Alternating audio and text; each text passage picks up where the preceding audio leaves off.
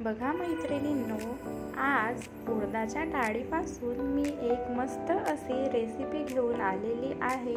अगदीच सोपी आहे, बनवायला सुद्धा तितकीच सोपी आहे आणि चवीला एकदम झकास अप्रतिम अशी ही रेसिपी होते।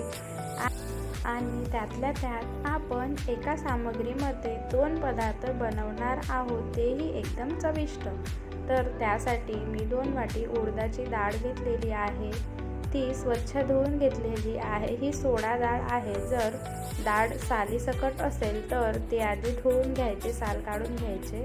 तर 6 तास डाळ भिजत घातली, त्यानंतर परत 2 पाण्याने धुवून घेतली आणि एका चाळणीमध्ये काढून घेतली। डाळ कमीत कमी 10 ते 15 मिनिट निथळायला ठेवायची।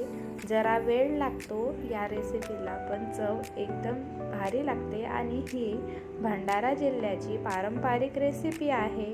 तर तुम्ही व्हिडिओ शेवटपर्यंत नक्कीच बघा। तर 15 मिनिट झालेले आहेत। आपण आता एका मिक्सर जारमध्ये ही डाळ पाणी न घालता रवाळ अशी वाटून घ्यायची आहे आणि शक्यतोवर मिक्सरचा सगळ्यात छोटा पॉट वापरा, त्यामुळे डाळ छान वाटली जाईल। डाळ वाटून घ्यायची, पाण्याचा अजिबात वापर करायचा नाही, नाहीतर आपलं बॅटर पातळ होईल आणि त्यामुळे आपली रेसिपी अजिबात चांगली होणार नाही। तर ही एक महत्त्वाची टिप आहे मैत्रिणींनो। तर आता आपली डाळ वाटून झालेली आहे, पहिली बॅच वाटून झालेली आहे। तर झाकण उघडून एका छोट्याशा पातेल्यामध्ये म्हणा किंवा कटोऱ्यामध्ये म्हणा आपण हे मिश्रण काढून घेऊ आणि परत दुसरी बॅच आपण वाटून घेऊ मिक्सरमध्ये। तर बघा, अलगद असं काढून घेतलेलं आहे मी वाटलेली डाळ। किती बारीक झालेली आहे बघा आणि रंग किती सुंदर दिसतोय, पांढरा शुभ्र। तर आता आपण डाळ वाटणार आहोत शिल्लक राहिलेली। तर त्यामध्ये मी घातलेला आहे 1 छोटा चमचाभर आपल्याला इथे जिरं वापरायचं आहे। जिऱ्यामुळे आपल्या रेसिपीला खूपच भारी अशी चव येते। त्यानंतर चवीप्रमाणे मीठ घ्यायचं आणि मीठ कमीच वापरायचं, कारण उडद डाळीमुळे खारटपणा येतो रेसिपीला। त्यानंतर चवीनुसार लाल तिखट घेतलेला आहे। तुम्ही रंग येण्यासाठी काश्मीरी लाल तिखट सुद्धा घेऊ शकता। धनेपूड घेतलेली आहे 1 छोटा चमचाभर, चिमूटभर हळद घेतलेली आहे, थोडासा गरम मसाला आणि तुम्ही जर हे नैवेद्यासाठी बनवणार असाल तर फक्त अद्रक घ्या थोडासा किसून, नाहीतर तुम्ही यामध्ये लसूण आणि बारीक कट केलेला कांदा सुद्धा वापरू शकता। तर मी इथे अद्रक किसून घेतलेला आहे, कारण मी ही रेसिपी नैवेद्यासाठी सुद्धा बनवली होती। तर बघा, अद्रक किसून झालेला आहे। आता आपण ह्याला मिक्सरमध्ये वाटून घेऊया। मिक्सर चालू बंद करत वाटून घ्यायचं। छान रवाळ अशी आपली डाळ वाटून झालेली आहे। बघा किती सुंदर रंग आलेला आहे मैत्रिणींनो। तर आता ही डाळ सुद्धा आपण पॉटमधून काढून घेऊया। आता यामध्ये बारीक चिरलेली कोथिंबीर घालायची आणि हो, तुमच्याकडे कढीपत्ता असेल तर तो देखील घाला। कढीपत्त्यामुळे फार अप्रतिम अशी चव येते आपल्या रेसिपीला। कोथिंबीरमुळे रंग सुंदर येतो आणि चवसुद्धा भारी लागते आणि सुगंध येतो तो वेगळाच। माझ्याकडे कढीपत्ता नव्हता म्हणून मी घातलेला नाही। तर छान आता फेटून घ्यायचं आहे। 1-5 मिनिट आपण छान फेटून घ्यायचं, मस्त मिक्स करून घ्यायचं। डाळ जेवढी फेटली जाईल तेवढी आपली रेसिपी भन्नाट होईल। तर बघा, डाळ छान फेटून झालेली आहे। आता मी गॅस पेटवून घेतलेला आहे, त्यावर कढई ठेवलेली आहे आणि आता आपल्या गरजेनुसार इथे तेल घ्यायचं आहे। तर आता आपण पहिली स्टेप बघत आहोत आपल्या रेसिपीची। तर तेल छान तापवून घ्यायचं आहे। मैत्रिणींनो, आमच्याकडे या पदार्थाला पानवडे किंवा सुकवडे असे म्हणतात। तुमच्याकडे ही रेसिपी करतात का? आणि करत असेल तर काय म्हणतात ते कमेंटमध्ये सांगायला विसरू नका। बघा, तेल छान तापलेलं आहे। आता आपण याचे छोटे छोटे कटलेट तयार करून घेऊया। तर तुम्ही याला वडे सुद्धा म्हणू शकता, आम्ही वडेच म्हणतो। तर आधी हात ओले करून घ्यायचे, त्यानंतर छोटासा गोळा घ्यायचा, अगदी पेढ्या एवढा, तुम्ही तुमच्या आवडीनुसार घ्या। त्यानंतर बघा अशा प्रकारे हातावर थापून घ्यायचं आहे, हलक्या हाताने थापायचं आणि मध्ये मी होल केलेला आहे। तुम्ही करू शकता किंवा नाही पण केलं तरी चालते। तर बघा अशा प्रकारे छोटे छोटे वडे तयार करून घ्यायचे आणि तेलात सोडून घ्यायचे। गॅसची फ्लेम सुरुवातीला हाय ठेवायची आणि नंतर बबल्स यायला लागले की कमी करायची आणि छान खरपूस असे हे कटलेट तळून घ्यायचे आहेत आपल्याला। आणि बघा भिजलेली डाळ आहे त्यामुळे शिजायला वेळ लागत नाही।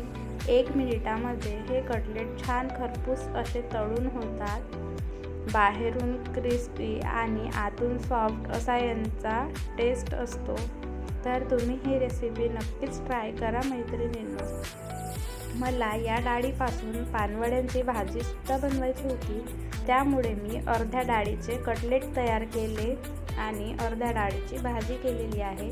आता आपण भाजीची रेसिपी बघू याच पुढे। तर बघा मस्त बबल्स आलेले आहेत आपल्या कटलेटवरती। छान असं खरपूस तळून घ्यायचं आहे। 30 ते 40 सेकंदानंतर पलटून घ्यायचं, मग परत 20 सेकंद तळून घ्यायचं दुसऱ्या बाजूने आणि अलगद काढून घ्यायचं आहे। या कटलेटला अजिबात तेल लागत नाही, फार कमी तेलामध्ये हे तळून होतात। अजिबात तेलकट होत नाही ही रेसिपी, त्यामुळे कोणीही खाऊ शकतं। पाचन यंत्रणा चांगली राहण्यासाठी तुम्ही यामध्ये ओवा सुद्धा वापरू शकता।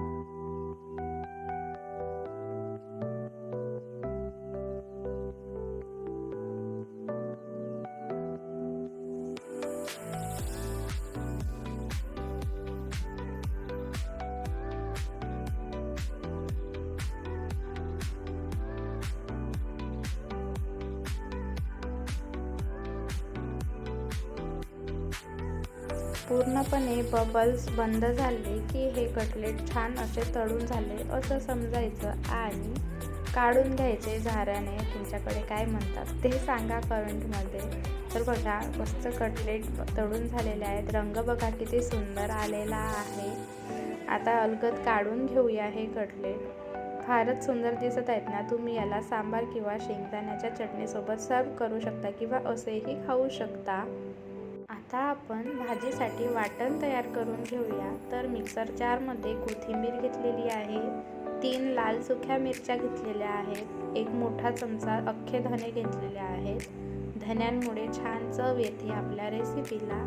त्यानंतर चवीनुसार लाल तिखट घेतलेला आहे, थोडीशी हळद आणि चवीनुसार मीठ घेतलेलं आहे। तर ही भाजी मी 3 ते 4 जणांसाठी बनवत होती, त्यानुसार या प्रमाणामध्ये मी सगळे मसाले घेतलेले आहेत। मसाले अगदीच कमी घ्यायचे आहेत। थोडासा गरम मसाला घेतला आणि 1 टोमॅटो घेतलेला आहे, मीडियम आकाराचा। टोमॅटोचे मोठे मोठे काप करून घेतलेले आहेत। बघा या रेसिपीमध्ये काही लोक भरपूर मसाले वापरतात, पण कमी मसाल्यांमध्ये जे डाळीची चव येते ना भाजीला, त्यामुळे खूप चविष्ट लागते भाजी। तर वाटण तयार झालेलं आहे। आता आपण कटलेट तळले त्याच कढईमधील तेल कमी केलेलं आहे आणि त्याच कढईमध्ये आपण भाजीला फोडणी देणार आहोत। तर तेल छान तापलेलं आहे। आता त्यामध्ये मी 2 तमालपत्र घातलेले आहेत। तमालपत्रामुळे छान चव येते भाजीला। त्यानंतर घातलेला आहे कढीपत्ता। कढीपत्ता घातल्यानंतर मोहरी घेतलेली आहे, छोट्या चमच्याने अर्धा चमचा घेतलेला आहे। नंतर तयार वाटण घालून गॅसची फ्लेम मंद ठेवायची आणि छान असं मिक्स करून घ्यायचं आहे। 2 ते 3 मिनिट छान तेल सुटेपर्यंत ही फोडणी आपण परतून घेऊया। त्यानंतर वाटण केलेलं मिक्सर जार थोडंसं पाण्याने हलवून ते पाणी आपण यामध्ये घालून घेतलेलं आहे।